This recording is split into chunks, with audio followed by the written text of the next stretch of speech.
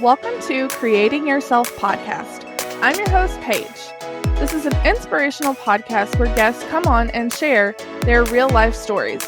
They discuss their struggles, hardships, and traumas. They also discuss how those encounters have helped them change, grow, and the healing process they've experienced. They share where they are today in hopes of helping someone else who could be going through the same or similar situations. So join me as we inspire others weekly to become the best versions of themselves.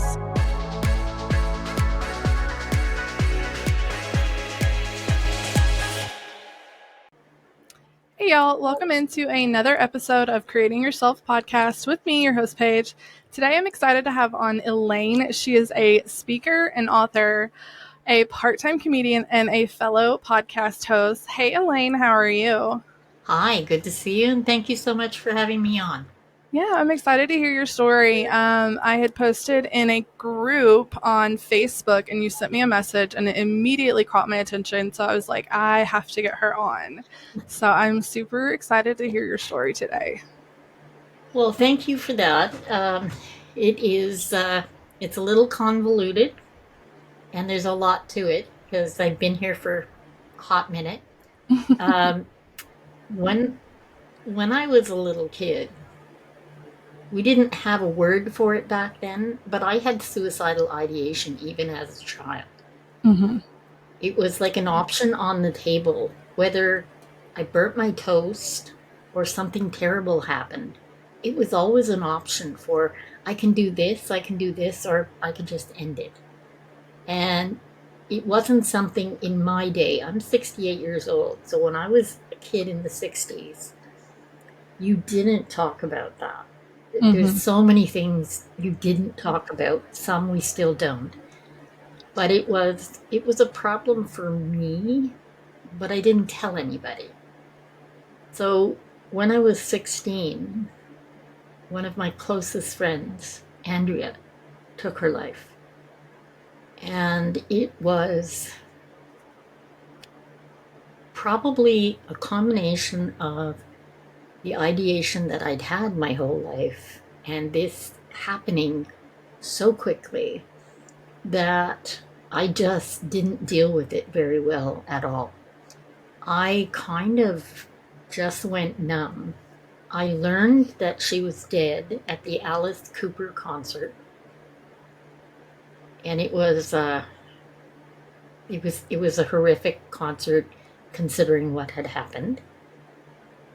I was of the generation where it was better to take a handful of drugs and just disappear so you didn't have to feel.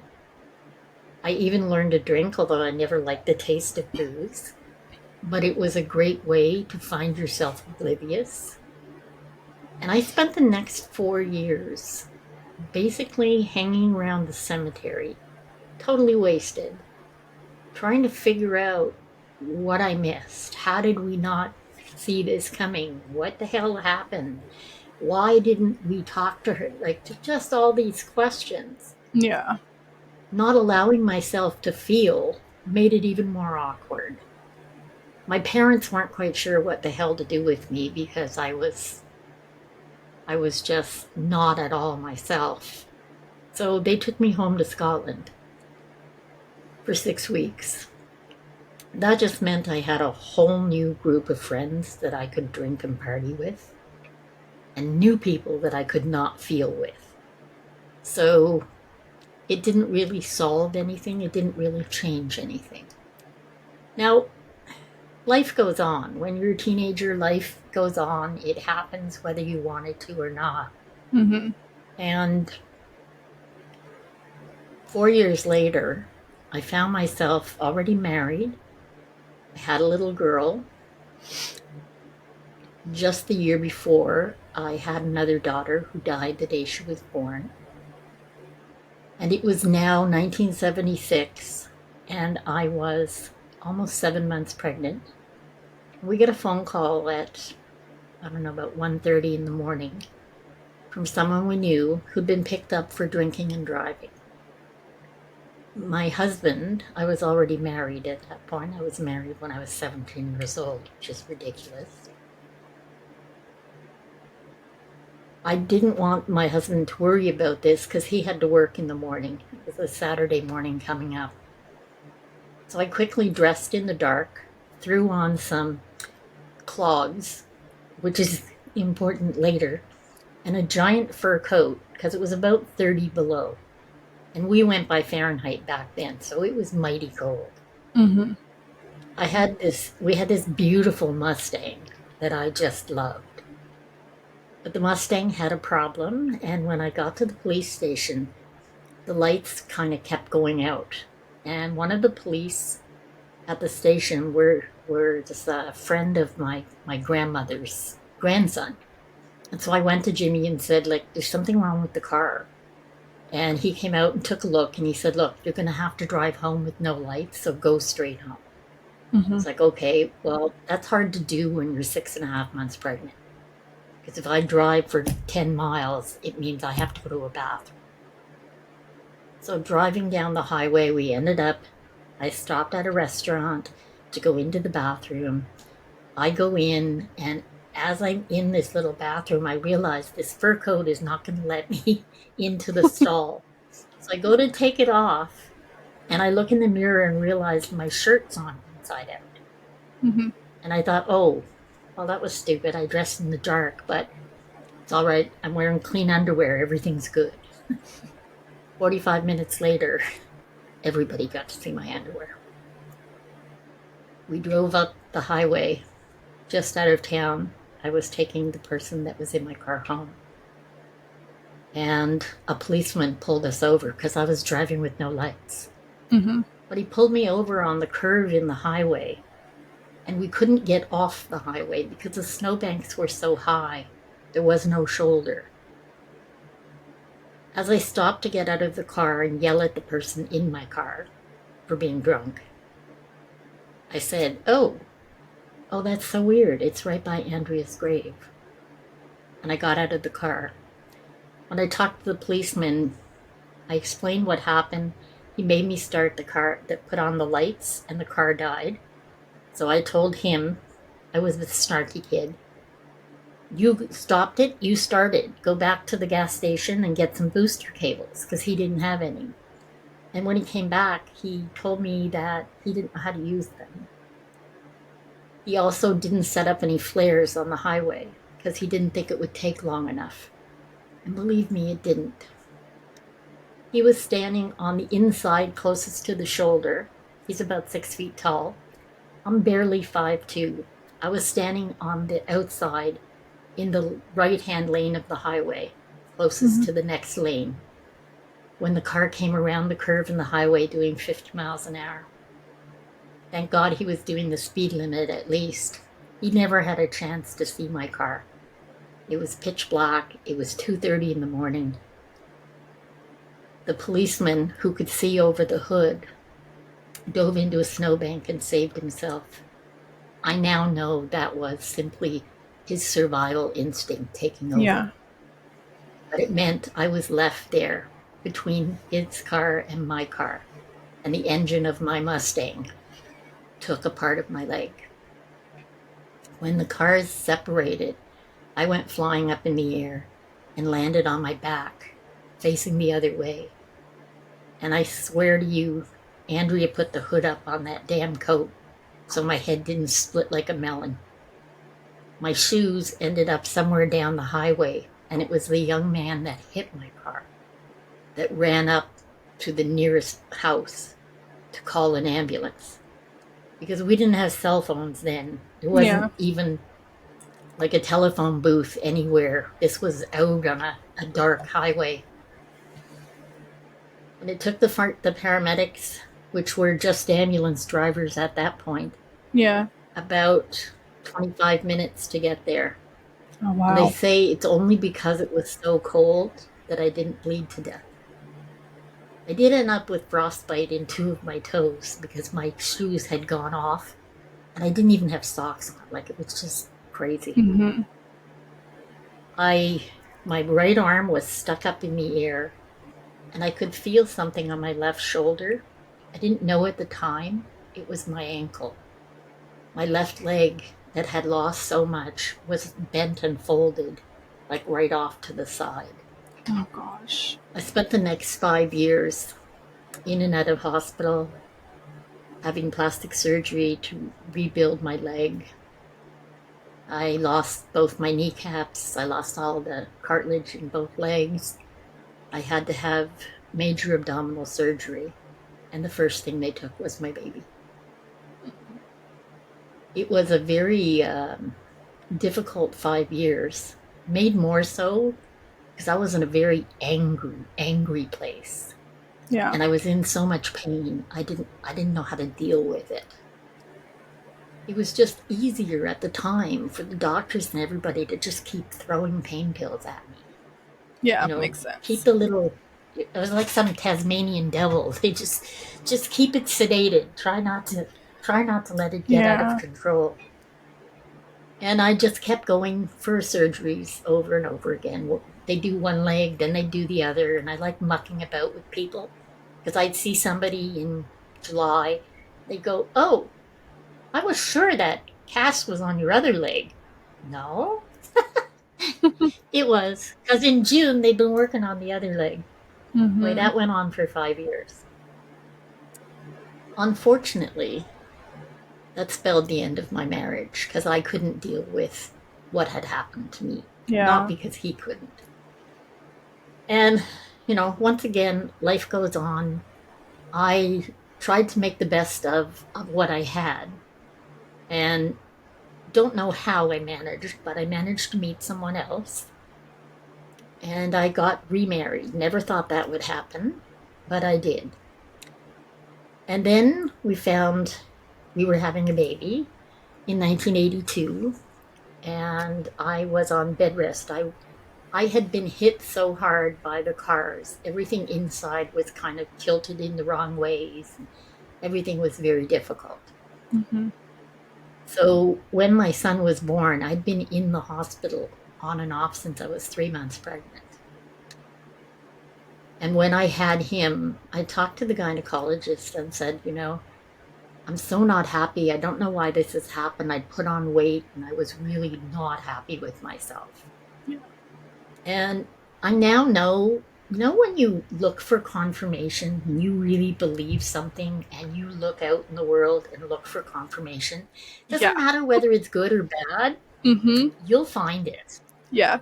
So my son was about 3 months old and I had seen an Oprah show where they talked to people that were doing gastric vertical banded gastroplasty, where they tie off a part of your stomach. Mm-hmm. So we were out with the whole family for brunch one Sunday, and I was in a washroom, and this woman came out of a stall and she looked at me in the mirror and she said, "Wow, you're so beautiful. Why are you fat?" And for me, that was the confirmation I needed to go decide I was going to have this surgery, come What hell or a high water. rude thing to say. Like the On looking back, I couldn't audacity. even tell you, yeah, couldn't even Ah. tell you what this woman looked like, but I put it out to the universe that I Mm-hmm. wanted this surgery because I really believed this was all my fault. Yeah. Part of what I didn't know, I'd been on cortisone shots every month for 5 years, and Mm-hmm. that doesn't help you either. But that was a sort of an aside. Anyway, my whole family, they tried to have an intervention. They sat me down. They told me they didn't want me to do this. I mean, it was just horrific. I was now a manager at a big cosmetics company. I had a huge staff under me. I had gone to a conference in Vegas and came back at the end of August. And 10 days later, I was going for the surgery. I got to the hospital and we didn't know, but this doctor, the only one in our city who was doing this surgery, was being investigated because he killed 2 people. Oh shit. The entire cohort for this surgery was only 37, counting me. And when he operated on me the first time, we're not quite sure what happened because he falsified the records. But the upshot was I went home a week after the surgery.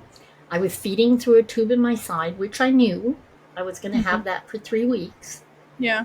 And I could have nothing by mouth so that everything could heal that they had done. I wanted this surgery, so there was no way in hell I would have done anything to chance messing that up. Right. 17 hours after I went home, I ended up back at emergency because I was in agony. I had this weird pain like in my shoulder blade, which didn't make any sense to me, but I was trying to be strong because I didn't want to whine because the family was not happy. Yeah. And because I was feeding through a tube in my side, the only way that I could have something for pain was through that tube. So that's why we had to go to the hospital. And just before the doctor let me go home, he had given me a shot to try and alleviate some of the pain, gave my husband a prescription that he could go fill so he could put it in the tube. And just as I was getting dressed, my husband looked up and one of the residents from the surgery walked through the emergency room. He saw my husband and stopped. And my husband said the look on his face literally froze the blood in his veins because he knew there was something terribly wrong. And the next thing we know, they were telling me I couldn't go home. They were calling the head of X-ray and other stuff, but they wouldn't tell us anything. And they ended up, that was about midnight. I was in surgery before 7 a.m. the next morning after a battery of tests. All we knew from the X-ray people was there was a gastric leak that they were going to have to repair. So I go in for surgery number 2. We have no idea what he did in that surgery. Like there were 3 different OR reports. So who knows who he thought he was working on.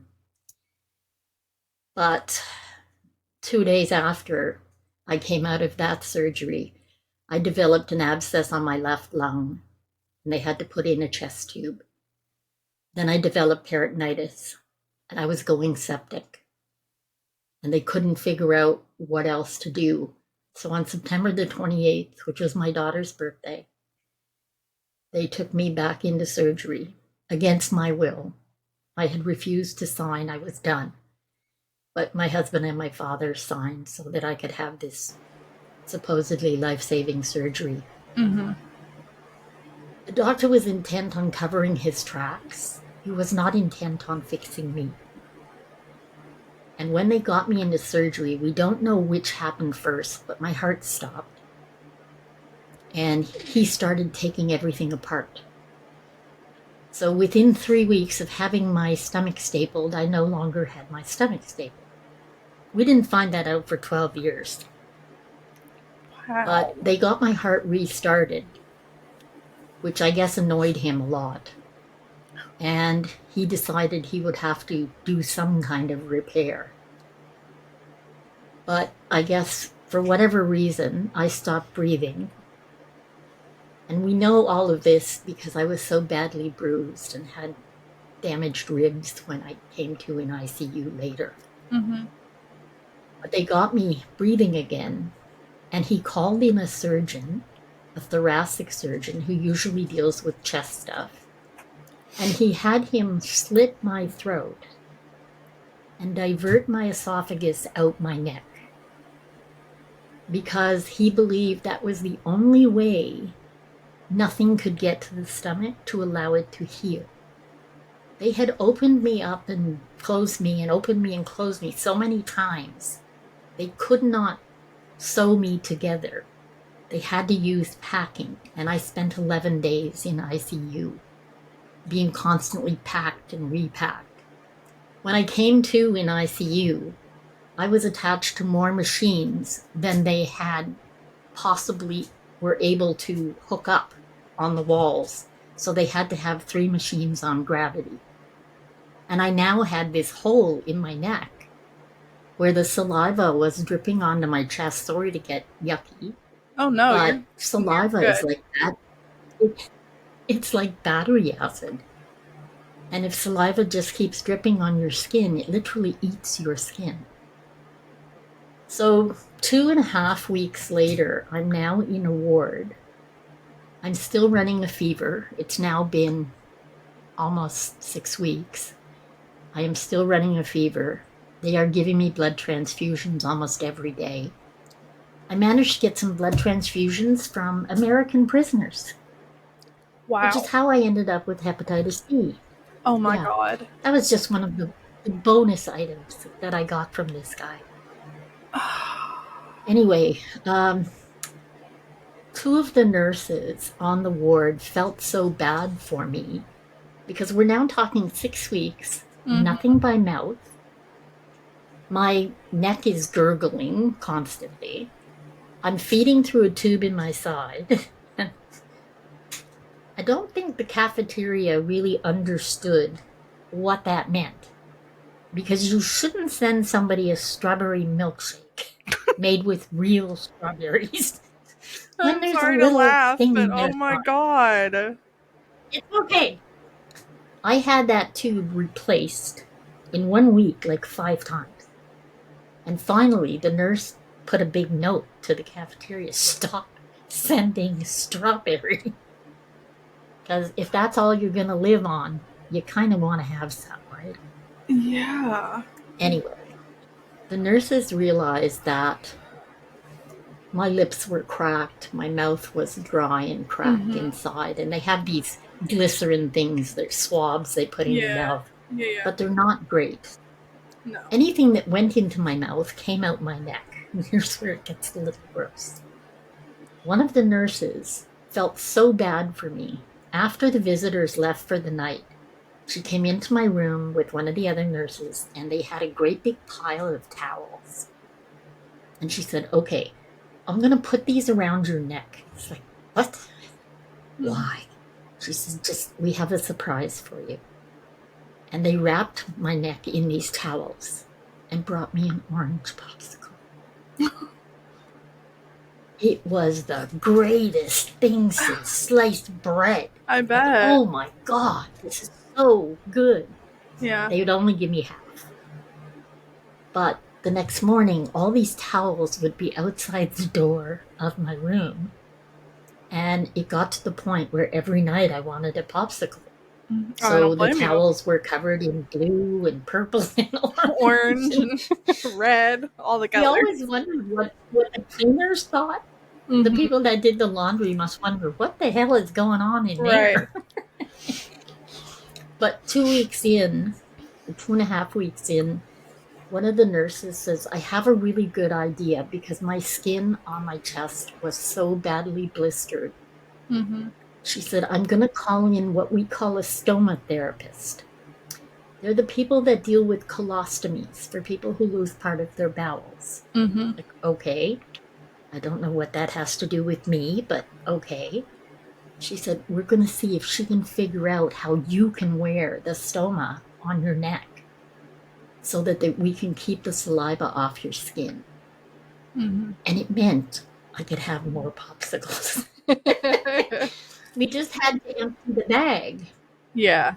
Now, unfortunately, our bodies are actually really cool when you think about it.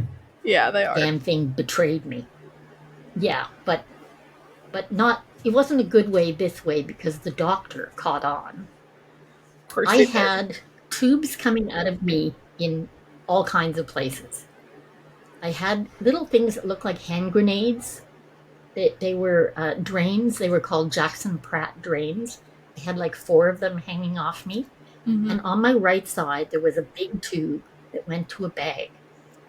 We're not even sure where it went. I assume in my stomach somewhere. But I called him Hugo because you go where I go. And I ended up keeping him for 7.5 months. Oh my gosh. But he totally betrayed me because in the 3rd week of popsicles, your body tries to put itself back together. and it was slowly trying to put my neck back together. So some of the popsicle ended up in Hugo, the bag. And the doctor was so angry. We didn't realize his anger was all out of proportion to what happened, but he was trying very much to gaslight me and tell me I had done something to cause this. Yeah. Yeah, I have a real problem with people who gaslight for that very reason. I'm sure, yeah. Anyway. Yeah. So I spent 3 months in the hospital. I got to go home for Christmas. And the doctors accidentally left 6.5 feet of packing in my left side. So when the nurses were there trying to handle all my scarring, my side burst open and made a bit of a mess. These things were always happening because there was just so much weird stuff on me. And the stoma bags, they lasted 2.5, maybe 3.5 days, and we'd have to change them. It meant I had a lot of skin issues on my neck, but the rest of my chest was much better. So it was super improvement. Yeah. I decided on New Year's Eve that I was going to have a drink. Because, well, everybody else in the world did. People were not amused. And I thought, okay, I can't have champagne because that will just be insane if I put bubbles into my jejunum that was in my small intestine. So instead, I had a shot of tequila. Can't go wrong with tequila. Doctor got mad at me for that too. It's awesome because there's no hangover. Right. And you don't have to taste it. So it looks good. And there's no... Anyway. Is tequila... No, tequila has a smell. Vodka is the one that doesn't have a smell. That's right. Yeah. But it wasn't until February, almost the end of February, that the surgeon back in September, who had cut the hole in my neck, was going to try and put it back together. Unfortunately, for me, he didn't do a great job because this is not something people normally do. Yeah. Like, I've never heard of another human everyday thing, yeah. having their throat slit. Right. Yeah. So he put it back together, but it meant that I have like a pouch in my neck. And it makes me whoop like a crane sometimes. And sometimes things get stuck, like water or rice. So eating can be a bit of a challenge to this day. But what they ended up having to do for the next 8 months was what they called dilatations. They put little steel things down your throat while you're kind of half asleep to try and stretch it. And they just keep making them bigger and bigger and bigger. And finally, the next year, in August, I think it was August, my friend came and took me for a little outing, and we took the kids to McDonald's, and it only took me an hour and a half to eat a single chicken nugget. Wow. I was existing on something called onshore, but I had to take such small bites because it would stick in the hole in my neck. And as much as my neck is closed, there's a fairly long scar. It used to be just a little hole. Mm-hmm. People think it really weird when you tell them you had your throat slit. Yeah. And I know I'm kind of laughing because at this point, you might as well laugh with me because it happened and I'm still here. Yeah. So, yay, I win. Right, yeah. That's kind of how I have to look at things. I've always had a super bent sense of humor, thank God, because I think that's what got me through most of it. Mm-hmm. But because it was an experimental surgery in 1983, nobody knew what to do after. Yeah. And About 3 years later, I had to go for some x-rays because some of what he'd left inside started coming through my abdominal wall. And there would be bits of metal or sometimes staples or whatever would work its way through. And sometimes that would be like 6 weeks and it hurt like hell and it was very annoying. But I can remember about 3 years later, I had to go for more surgery because he'd caused a space in my abdomen to weep, and it was constantly weeping. Meanwhile, the J tube in my side that I fed through, I had to keep it for 13 months, which is not what you want. Mm-mm. It has on the end what you call a stopcock, and the stopcock would often fall off. And then you have to go back to the hospital and they have to cut you open again and put another tube in, which is really frustrating. But there is a funny in that. One of my dear friends had been waiting, almost a year, 10 months to see me. And at this point, I had lost so much weight, there was nothing left of me. And I said, "Oh, yeah, I want to come over." And she said, "Okay, good." Her at the time boyfriend or fiance was going to drive over and pick me up and bring me to her place. So I was so excited. I got all dressed in a French vanilla colored dress and the same colored coat. Color's important. And I got in his lovely beige Mercedes convertible. Oh no. And he drove me to my friend's house. And as I got out of the car, I didn't turn around. I had to turn to help myself out of the car. And Ralph pulled me out, and I went up to the front door, and I rang the bell, and I thought I was going to do this big ta-da for my friend, because there was a lot less. And she opened the door, and I went ta-da! And she looked like she'd seen a monster. Oh no. And I thought, what the hell? And I looked down, and from my side down was all bile because the stopcock had fallen out in Ralph's Mercedes, all over his lovely beige leather. Oh no. And it's funny now, it wasn't funny then. Yeah. I was absolutely mortified. But these are the things that you kind of have to make fun of. Yeah.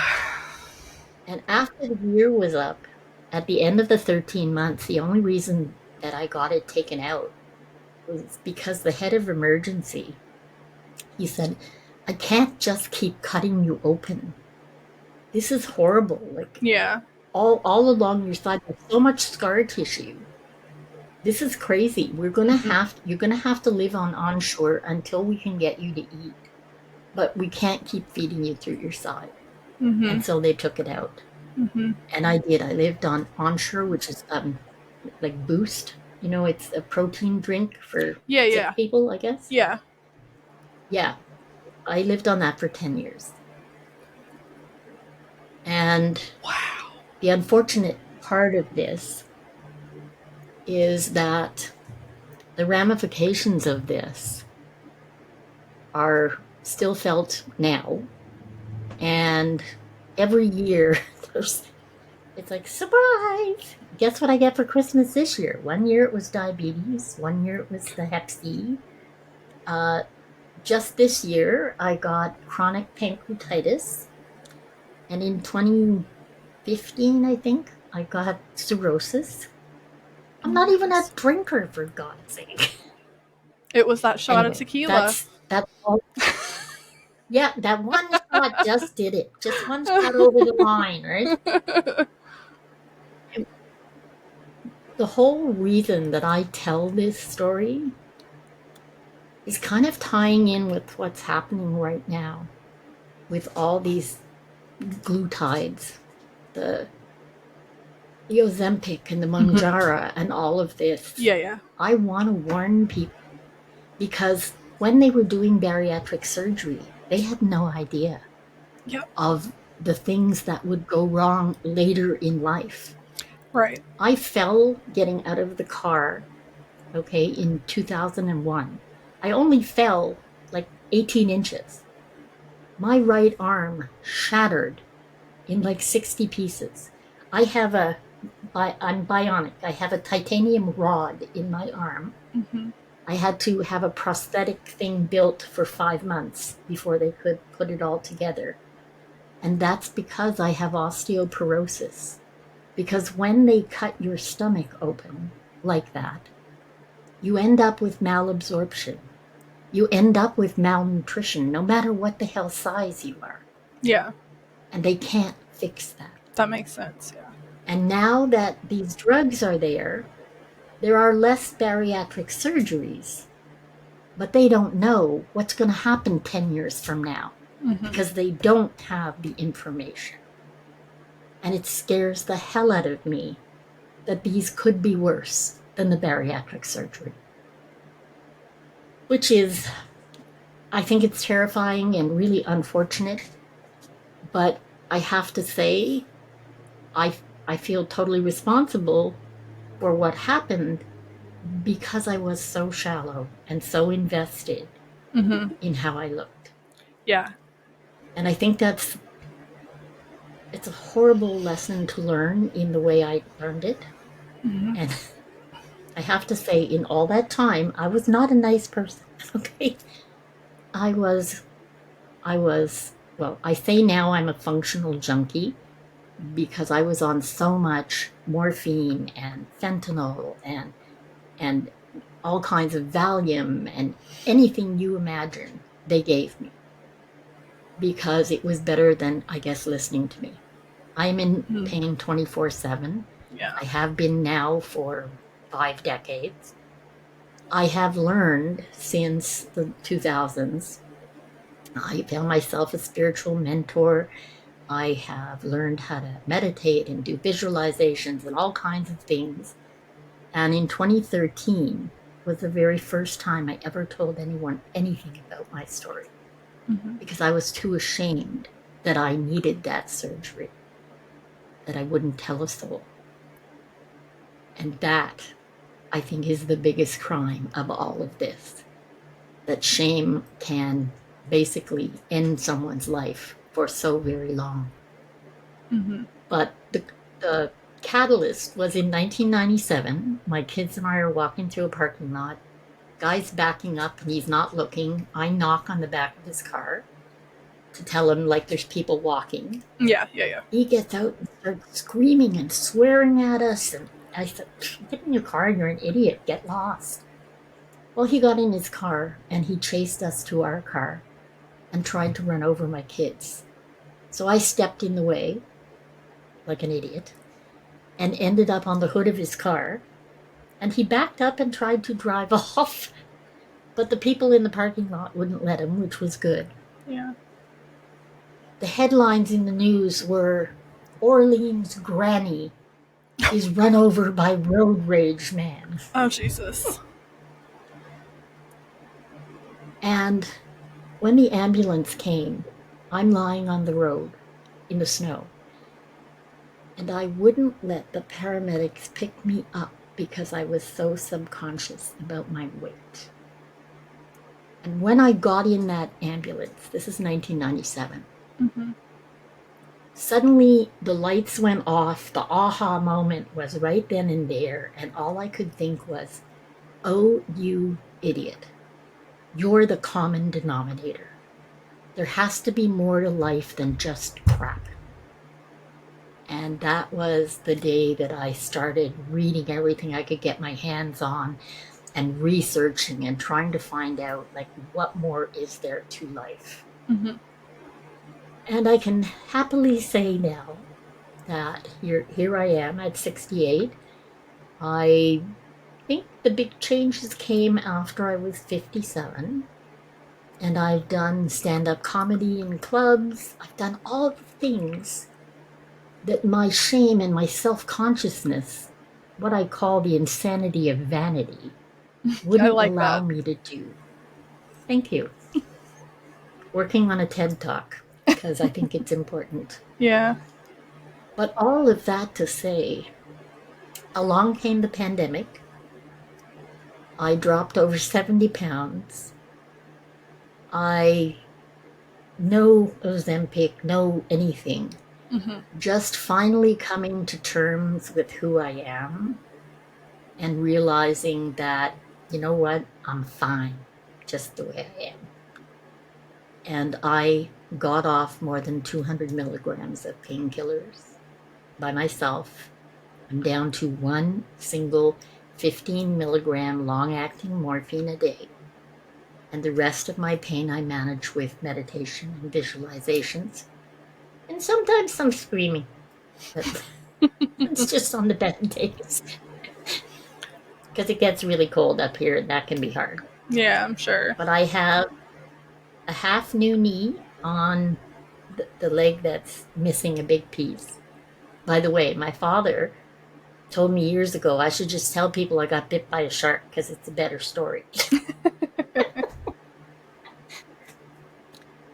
And I have titanium, I have nails, I have screws, I have all over, so I call myself a bionic glamour because I truly am. And I want to give people the opportunity to realize shame's not that important and suicide is not ever the answer. And I'm not saying I don't still deal with ideation. I do. Right. But thanks to Andrea, she gave me the best, worst gift you could ever give someone. And that's knowing what it feels like to be left behind. And by doing that, I could never do that to my family, my children. And so here I am. So in 300 years, when someone wants to hear this story again, I shall tell it the same. There's no doubt I will still be here. Yeah. You talked, I mean, the surgery, my mom, one of my mom's like best friends from when I was growing up had the gastric bypass surgery when I was probably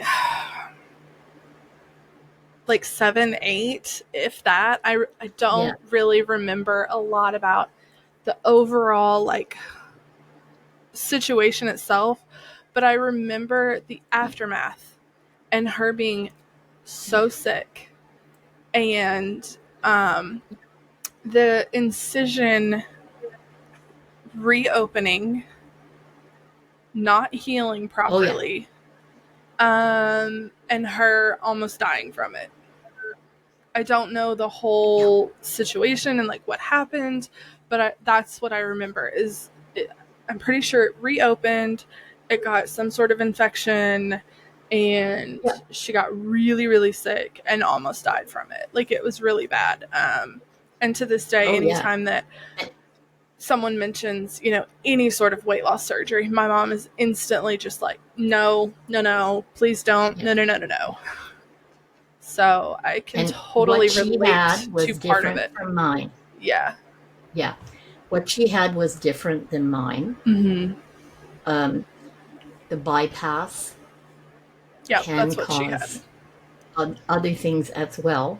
Because I just had the vertical banded, they cut 2 holes in the stomach and tied it off. Yeah. But it doesn't matter which one you have. Yeah. The malabsorption, the malnutrition, the nausea, all of that comes with it. I've never had the opportunity, which sounds crazy, to have the normal complications. Because on top of everything else, we firmly believe he cut my vagus nerve. So I wasn't able to throw up.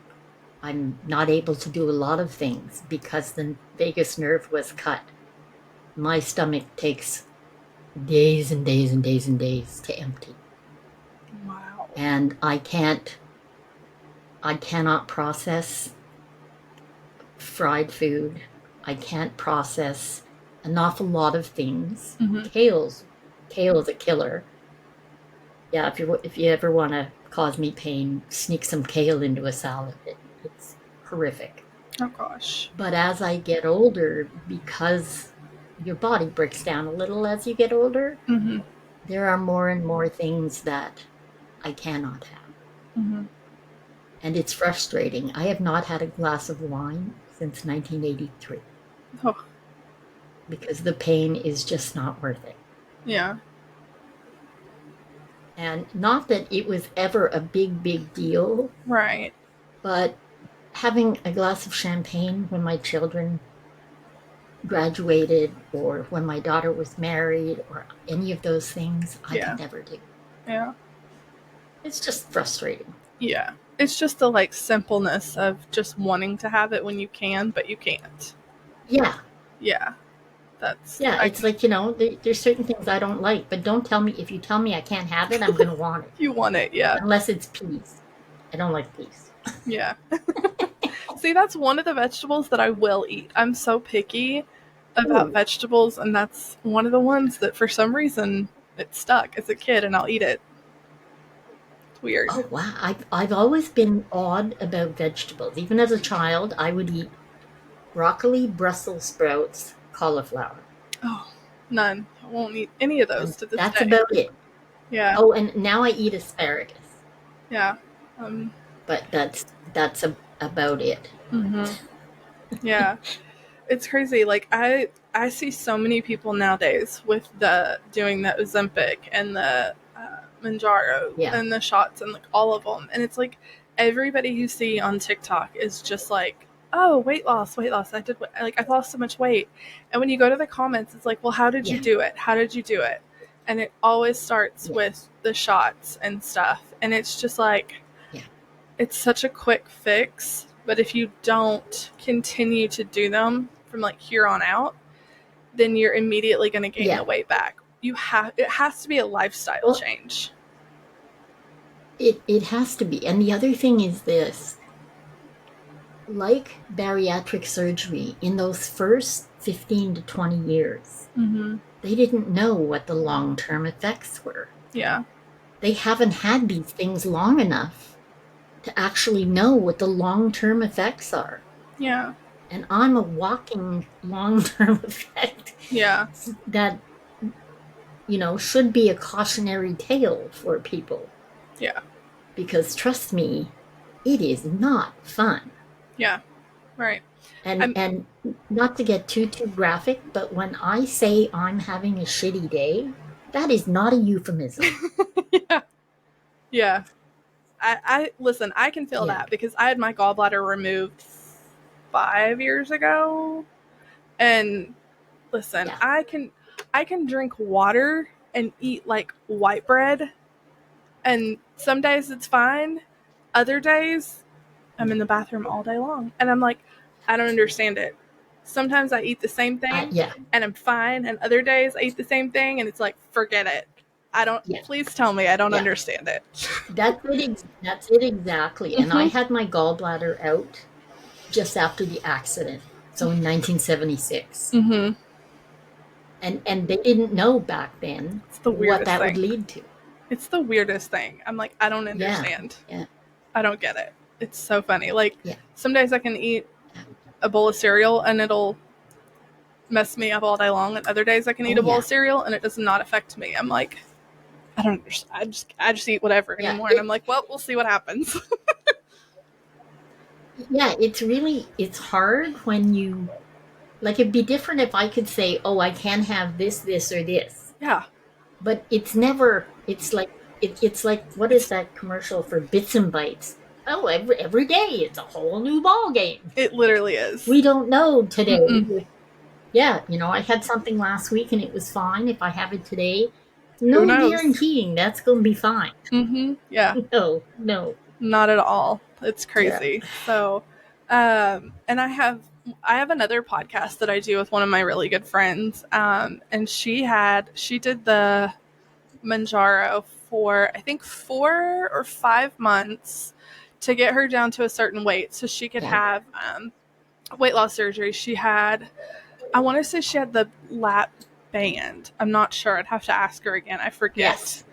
Yeah, that's a newer thing. Yeah, and she's done really well. Like she's changed her whole diet. Like Oh, she's, good. she's doing the whole Yeah, lifestyle yeah, change, and like that's what she wanted. Because it yes, was like you can take the shots and you can have the surgery, but if you don't change your lifestyle after the fact, then it yeah, doesn't matter. yeah.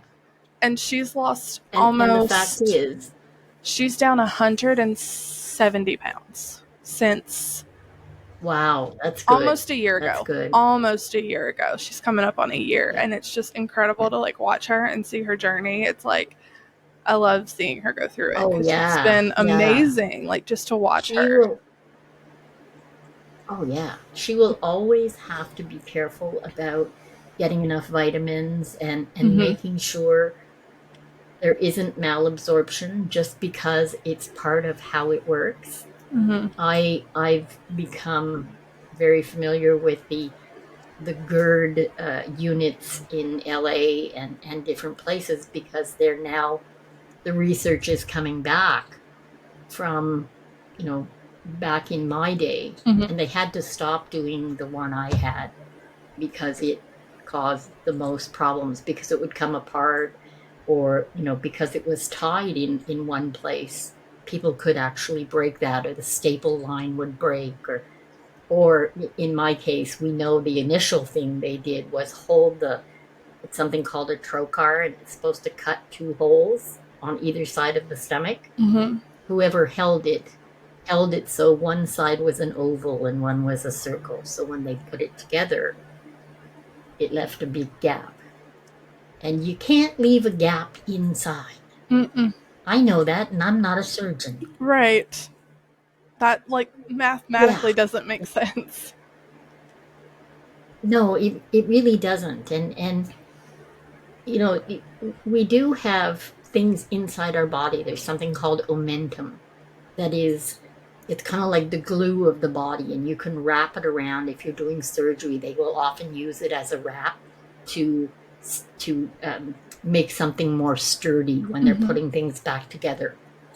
But we think what he did in that second surgery was use the omentum, and he didn't actually go in and look at this pouch he had made that was basically percolating poison for so long. He just wrapped it a little more. Some people just have a God complex. They think they can do no wrong. Mhm. Uh, it's unfortunate. I will say it's interesting. The universe made sure I no longer have any animosity towards this person. Yeah. He hurt an awful lot of people, not just me, Yeah. and it is what it is. But the universe saw fit to give him a little taste of shame and loss. He was arrested and marched out of his surgery in the hospital for road rage. And he dropped his pointer in the guy's car, the guy that he had punched. Sorry, I laugh, but it's pretty funny. Yeah. Yeah, yeah, you just I guess the universe will provide, and you have to understand that you can't go around just hurting people and never expect for anything bad to happen to you. Yeah. I mean, karma may take a while, but I feel like eventually it makes its way back to you. Yeah. Yeah. Oh, yeah. Yeah. Do you know if he do you know how long he continued to practice medicine? Yeah, till just a couple of years ago, No shit. till he got too old. And you know why? Wow. Because there's something, and they're going to hate this, but oh well, called the Medical Protective Association. Mm. Each country has one, and they pay insurance fees to them. And they're big fees, and probably bigger when you're really crappy. Yeah. But I will say the nurses from the surgery suites, Mhm. they called him Dr. Nick because he nicked everything he touched. Oh no. Yeah, Wow. yeah. And hindsight is a wonderful thing, but Yeah. Trust me, you think twice. Anybody in my family has to be on death's door before they will go to a doctor. Mm-hmm. It's an unfortunate offshoot of what happened. Yeah. That's terrible. It kind of reminds, I mean, it's not like the Yeah. same thing at all, but it reminds me of that Netflix documentary that they had about the, what was it called? Our Father. I don't know if you've seen it or not, but where like that doctor impregnated like so many different women over the years. Yeah. It's like Yeah. that kind of God Yeah. complex type thing is what I thought of. Yeah. Mm-hmm. Well, because back in the day, like, I said in the 60s, things Mm-hmm. were taboo and I think that's things when were that so happened bizarre. too with that doctor, because I feel Yeah. like a Yeah. lot of Yeah. the Yeah. I feel like a And lot of the children that are from that are around my age. I'm 36. So it seems like it would have yeah. been And the yeah. fact is, oh yeah, yeah. And the Mm-hmm. fact is, doctors were held on a pedestal. You didn't dare question the doctor. Yeah. Like the doctor, he made the proclamations and you just did what you were told. Yeah. But, in the same vein, as a young teen, I worked at a facility, um, a mental asylum, as a volunteer, and I worked there all through my high school years. And Mm-hmm. at the time, there was a song came out when I was 12 or 13, and the song was "They're coming to take you away, ha ha, hee hee, ho ho, to the funny farm, where life is beautiful all the time." And it just such a bizarre song. But working at that asylum, I saw things that That. were just not right. And Mm-hmm. I saw someone I went to school with be incarcerated there. And so, if ever there was a time where I would have opened my mouth, that canned it for me. By the time I was 15 years old, I would tell no one anything Mm-hmm. because I was so afraid that that's what would happen. And they used electric shock therapy and all of those things Yeah. right up into the 70s. Mm-hmm. So a lot of bizarre stuff, but hey, I'm here, I'm chuckling about it now, and I am so grateful to be here. I have 5 gorgeous grandkids. I have 2 living children, and my husband and I will be married for 44 years in August. So I am very grateful for all I Yeah. have. Yeah, listen, 44 years of marriage is an amazing accomplishment nowadays because that's very hard to find. Yeah. So, yeah, my parents are, Yeah. listen, my parents are going on, let's see, I'm 36. So in October, they'll be 38 years together, 38 years married. Wow. So, yeah. Yeah. So it's a huge Yeah. accomplishment nowadays. I feel like for my generation, that kind of stuff is just almost impossible to Yeah. find. And Yeah. it sucks. Trust me, it sucks. Yeah. Yeah. It's It's hard. it's hard. I would not want to start all over again, or not from your generation. Mm-mm. Definitely not. No, it's It's horrible it's out a here. lot harder, and It's horrible. social media is part of it. Oh, I know. Social Trust media, me. it kind of skews what's real. Mm-hmm. And if you don't have a handle on things, if you're not, actively working with a therapist, or at least talking to someone about what's real and what isn't, Yep. it can be very detrimental. Yep. I feel like for our generation, the hardest thing is communication. And I don't understand Oh why yeah. that is so hard. Like, just open up and talk to your person. I don't understand why it's so Yeah. difficult. It's like you can talk to Because strangers we on the gave internet, ourselves the but we yeah, can't but talk to the but person sitting next to us. It's so weird to me. well, no, because when you talk to somebody at once removed, okay, on the internet, there's a big space there. Yeah. You don't necessarily have to deal with them face to face. But the other thing is this: the minute cell phones came into being, we gave ourselves permission to not answer the phone.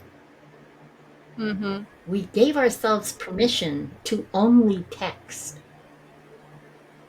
And people just kind of got lazy because it's always easier to sell somebody, oh, no, I don't really want to go with you. Or, yeah, no, I'm too tired. I'm not going to go out today. You don't have to deal with the disappointment face to face. You don't have to have those feels so close. So you're getting that little distance. Mm-hmm. Yeah. And it does make a huge difference. Yeah, it does. It's hard for sure.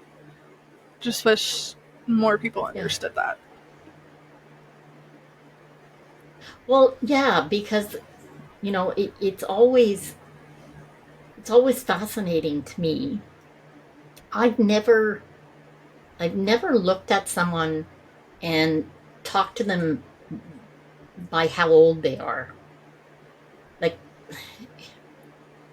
people have said over time, I've had an awful lot of trauma in my life, so I have a more of an immediacy about everything. Mm-hmm. I figure, what the hell? I could get hit by a bus tomorrow. So, let's live. Right. Let's just live. Yeah. That's my attitude. Mm-hmm. But I've never sort of broken people out into their generations. I have friends that are, in their late 80s. I have friends that are 15. Mm-hmm. Because I've never judged someone for their age or their proclivities or any of that, because it doesn't really matter to me. Mm-hmm. Like, you're a human, that's all that kind of matters to me. Yeah. And talking to people online, for me, at first with social media, it was a problem because we all got into, in 2011, Google Plus came online. And Google Plus tried to kind of match Facebook or take over from Facebook. And those of us that were techie, because I've been online since there was an online. Yeah. Because that's the only thing I could do from a hospital bed. Yeah. It gave me access to the rest of the world, which was awesome. Yeah. So it's different for me. Mm-hmm. But, when we got into Google Plus, one of the weird things that happens when you have a community online, you actually want to get together IRL. Right, yeah. In real life. Yeah. For people. Like, you want to. And people thought originally, oh, social media is going to be the end-all be-all. People are going to go down their basements and they're never coming out. Which is so not true. Yeah. Even the people who game a lot, they want to do it together. Mm-hmm. They make plans to go, and there were Twitter meetups back in 2009, 2010. Yeah. Well, Google Plus in 2011, by the end of 2011, they were planning a big get-together in New York City. Mm-hmm. And for me, it was terrifying because they would have to see that I don't walk well. They would have to see that I am covered in scars. And I can't do all the things other people can do. Mm-hmm. And I basically live in the bathroom. So all those things, for me, I really had to weigh what I was going to do with this new process that was out there, that was giving me access to everybody, but was giving me access to everybody, which was like, oh, okay, well, that's good, but that's bad. And my husband said, oh my God, you're not going to you're just not going to stop yourself. Come on. Like, you're loving what you're doing. Don't cut it off now. That's crazy. Yeah. And so I went. 72 of us went to New York City. Some from South Africa, Britain, California. I think there was a guy there from Alaska. A friend of mine from Vienna. We had all met through Google Plus. Mm-hmm. And we spent 5 days together. And we had 2 concerts. and we went to ground zero all together, and we walked and we did photo opportunities, and there were photographers with us who were teaching others how to take great photos. Mm-hmm. And it was amazing. We're not going to see anything like that again, but it gave us community that we are still friends to this day. Yeah. And the man from Vienna married my friend, who I met in New York, who lived 20 miles from me. Oh, wow. Yeah. Yeah. Okay. Like, it's so bizarre. Yeah. But I was on the phone with a friend 2 days ago who's in Texas. And last October, I went to Colorado to see three more friends, that I met online. Yeah. And these are now lifelong friends who will forever be my friends. Yeah. I can relate. So there is both good and bad. Mm-hmm. You have to decide what you're going to take from it. Yeah. Yep. I mean, I can totally relate on that. I have met so many people through TikTok, and I feel like when you say you meet people through TikTok, it's like, if you're not on TikTok and you've not like experienced TikTok, people are like, what? They just look at you really weird. But I, during the pandemic, met a girl that lived she lived in North Dakota originally, and then they moved back to Oregon where they're from. And I flew out to Oregon in August of 2020, like right in the middle of the pandemic, when flights were like $200. They were so cheap. Flew out to Oregon, Yeah. met her, and like we instantly just connected. And then I spent 5 days there. 2 weeks later, she flew to Kentucky, where I live, stayed for 2 weeks. Oh, neat. And we are still friends to this day. Like, we are so close. Yeah. And another girl that I met through TikTok, like, we talked on there for probably a good 6 months. And then I was like, where are you from? And she was like, Kentucky. And I was like, what? And I was like, where at in Kentucky? Yeah. And she told me, and it's like literally 45 minutes from where I live. No idea. Yeah. Had no clue that we were even in the same state. And we hang out like all the time, and it's crazy the amount of people that you, like, I have probably met some of the most genuine people through TikTok versus people that I've met in real life that have like turned on me and like still aren't my friends and like all this crazy stuff. But it's just nuts. It's just like you have to filter. I think it's because I think you have to work at it a little more when you meet not in real life. Mm-hmm. Because if you really want to form a bond, you have to be real. Mm-hmm. Yeah, I think that's what it is. And I find that can be really hard for a lot of people. Mm-hmm. Yeah. I met the, I think she's head of PR maybe for TikTok. I was at a convention. It's called The Gathering in Banff. And I was there in 2020, just before the lockdown. Yeah. And she was there. She brought her mom, and she talked about all the bits of TikTok for good and all the great pieces of TikTok. And I thought, okay, I'm going to give it a try. Mm-hmm. Don't use it an awful lot, only because I don't have time. Mm-hmm. But it's great, and I've met some really cool people. Mm-hmm. Yeah, I love it. You can meet cool people anywhere if you're open to building a relationship. I just had a sort of a chat with a young man today who reached out. He, I guess, knows a bunch of podcasters that I know, and he reached out on Facebook and said, and I don't friend everybody.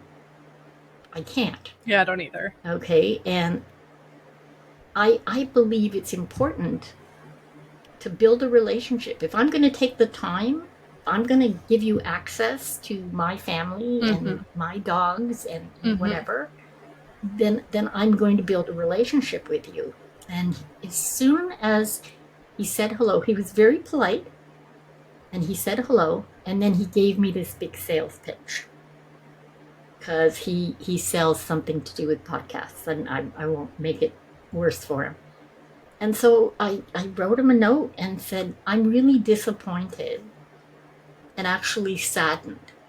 You didn't even have time to start a relationship, much less anything else, when you're already trying to sell me. Mm-hmm.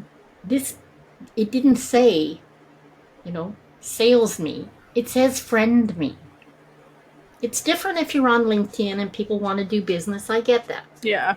But Facebook says friend. Yeah. Okay? If you're going to friend me, then have the decency to at least ask how I'm doing. Anyway, I normally, people like that, I will just cut off after. I will tell you why I'm cutting you off, and then I will cut you off. Mm-hmm. But he was super polite, and he apologized. And he said, oh, I'm so sorry. Like I said, okay, then I won't cut you off. But do better. Yeah. Okay? You want to meet people, You're on then build a probation now. relationship with them. Yeah, that's it. I like that. You're on probation. Yeah. But it's just so, I find that it seems people find others disposable. Yes. And it's like, give me what I want or just go away. Yep. And for me, it's like, let me learn what you need. Let me see if I can be helpful. And if somewhere down the line you think you can help me, well, that's cool. Yep. But I've never, ever gone into any of this with my hand out. I think that's a lesson some people really need to learn. Yes, they do.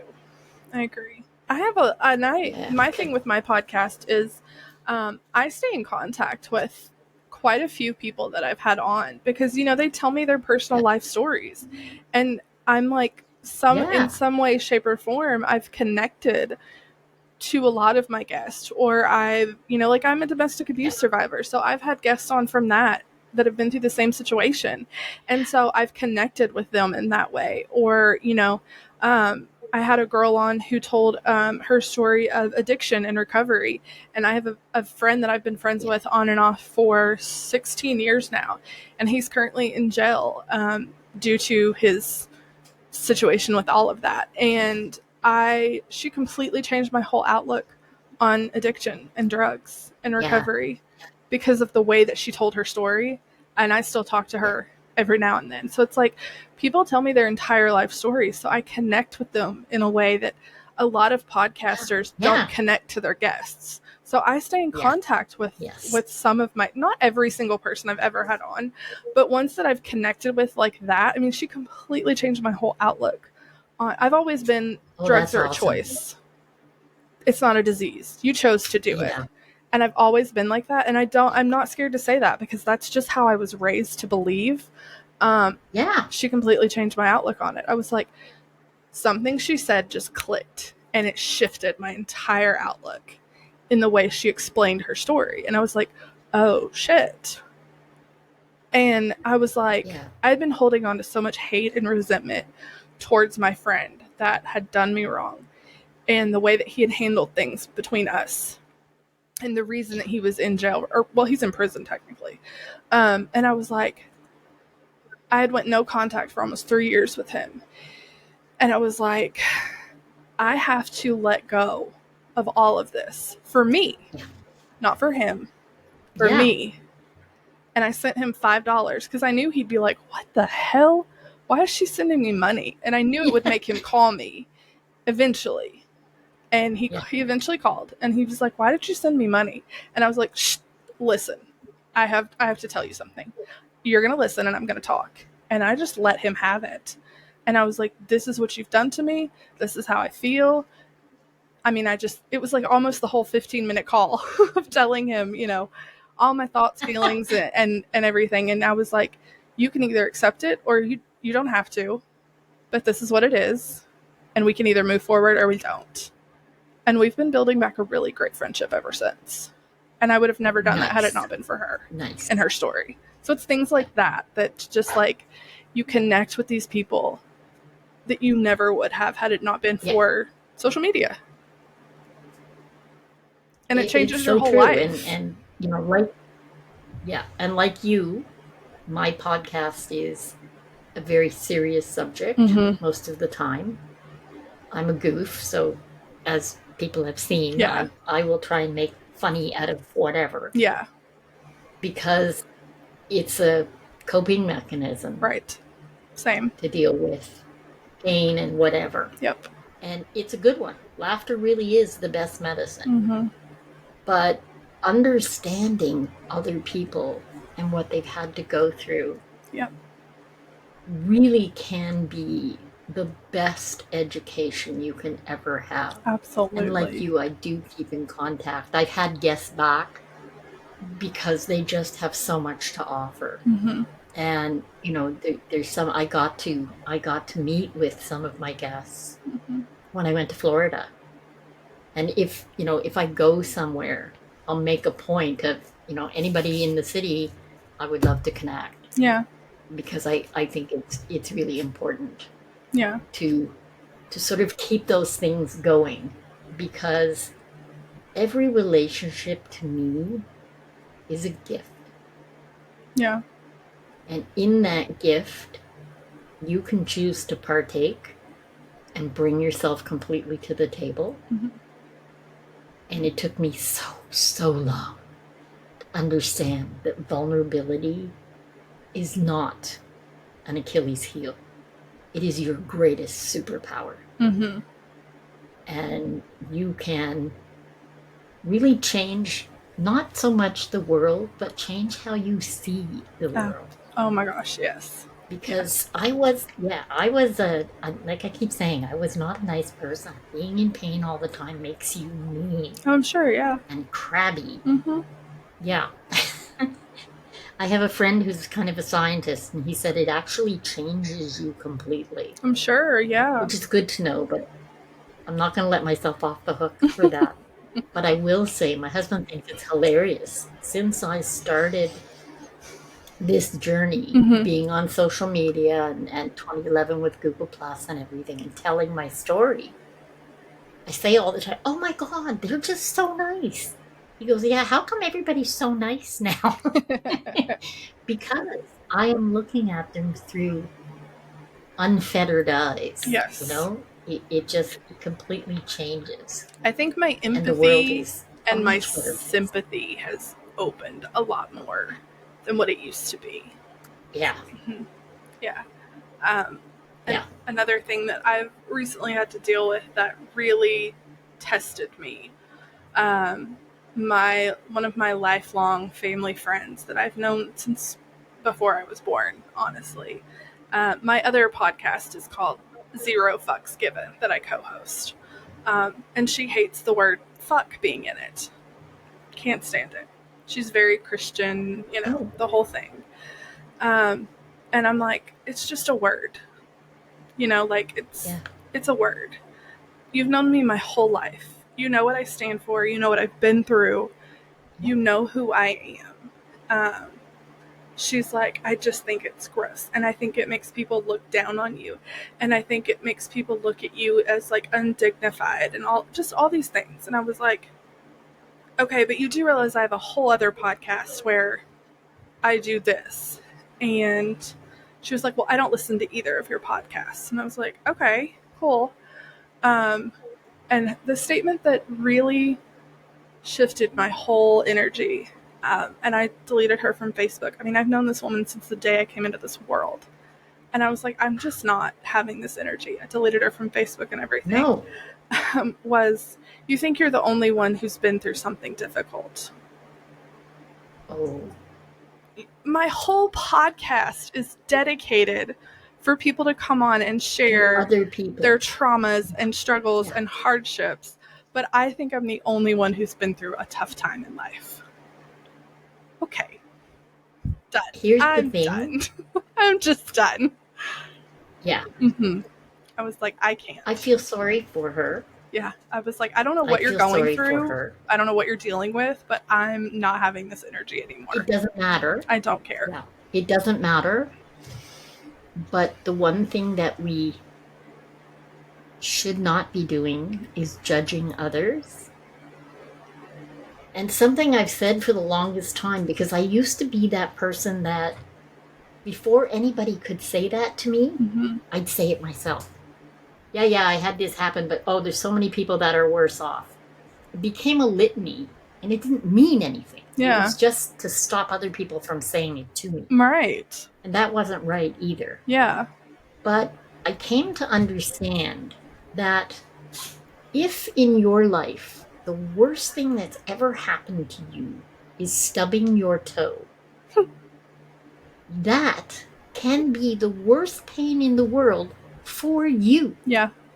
And I have no right to judge that. Yeah. I can't use a yardstick against what I've suffered. I can't use a yardstick against what you suffered.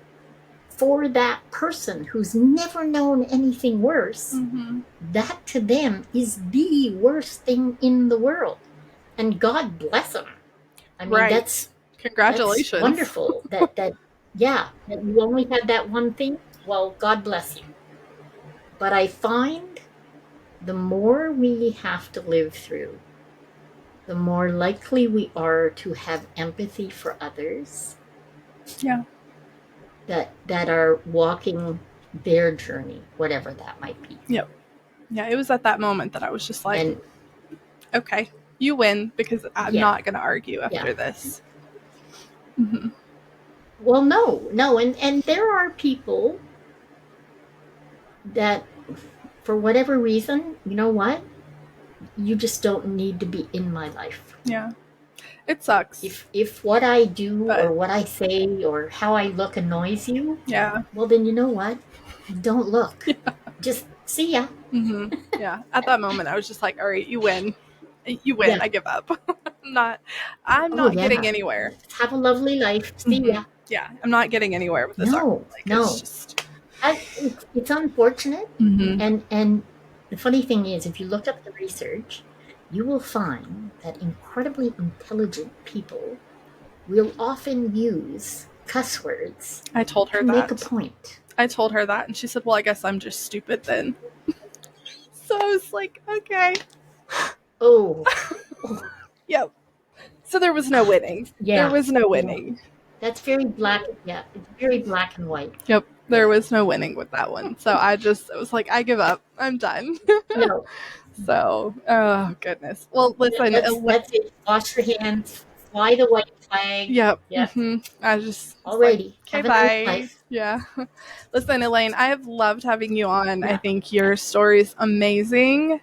I think it's incredible what you have been through and survived. And I would love to have you back to chat more, because I feel like we could chat all day. I would love to talk to you more. Yeah, I think we could chat about everything and anything. Literally. Yeah. So. I think it's awesome. Yeah. I think you're awesome. Thank you so much. Yeah, thank you. I think you are too. And I will put your information for your podcast and everything in the show notes and in the bio, so that people can go over and listen to you as well, because I'm all about sharing. Listen, other podcast hosts, I feel like some people are like, oh, I don't want to share that. But no, listen, I'm so for sharing and spreading the information. So for sure.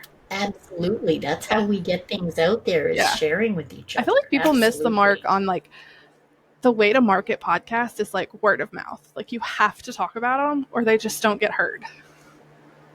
You have to talk about it. Yes. So, yeah, definitely share your information. Absolutely. So, but I appreciate you coming on for sure. Thank you. Thanks.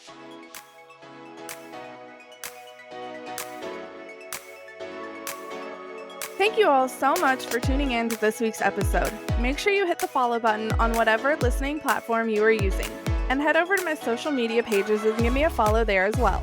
You can find me on Facebook, Instagram, and now TikTok at Creating Yourself Pod. And if you have a story you would like to share on this podcast, email me at creatingyourselfpod@gmail.com, or you can message me on any of my social media pages. Make sure and come back next Tuesday for a brand new episode. Hope you guys have a great week. Bye.